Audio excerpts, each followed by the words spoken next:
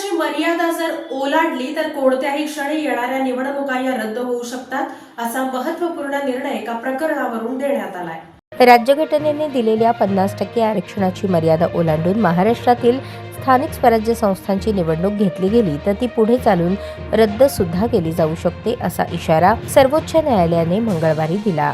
महाराष्ट्रातील 57 स्थानिक स्वराज्य संस्थांच्या निवडणुकांमध्ये ही मर्यादा ओलांडली गेल्याने या निवडणुकांचे अंतिम निकाल सर्वोच्च न्यायालयाच्या आगामी निर्णयावर अवलंबून राहतील असेही न्यायालयाने म्हटले आहे।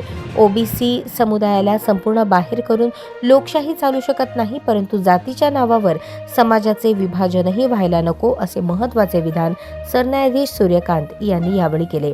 महाराष्ट्रातील स्थानिक स्वराज्य संस्थांच्या निवडणुकीतील आरक्षणाच्या याचिकेवर आता पुढील शुक्रवारी सुनावणी होईल।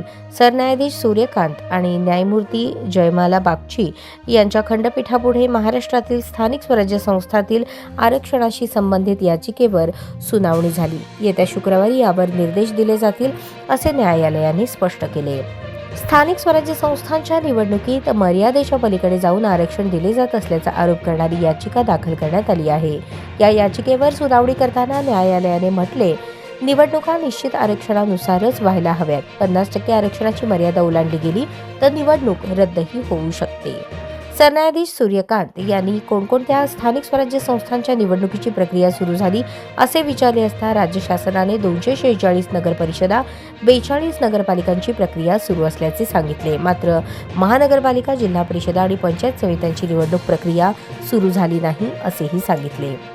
अधिवक्ता इंदिरा जयसिंग यांनी याचिकाकर्त्यांची बाजू मांडत सांगितले की आरक्षणाची 50% मर्यादा ओलांडली जाऊ शकत नाही। पीठाने स्पष्ट केले तरीही सरकारने वेळ मागितली आहे। यावर सरन्यायाधीश सूर्यकांत म्हणाले, सध्या जे काही होत आहे ते कोर्टाच्या आदेशानुसारच व्हायला हवे। इंदिरा जयसिंग म्हणाले, आरक्षणाची मर्यादा 50% निश्चित करण्यात आली आहे, परंतु महाराष्ट्राच्या ज्या भागात निवडणुका होत आहेत तिथे SC/ST ची लोकसंख्या जास्त असल्याने 50% आरक्षण त्यांच्यातच संपून जाते।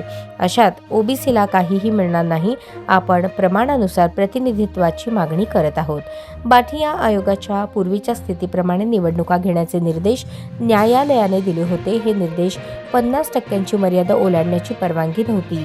राज्याच्या अधिकाऱ्यांनी न्यायालयाच्या निर्देशाचा चुकीचा अर्थ काढला होता असे न्यायालयाने मागील सुनावणीच्या वेळेस म्हटले होते।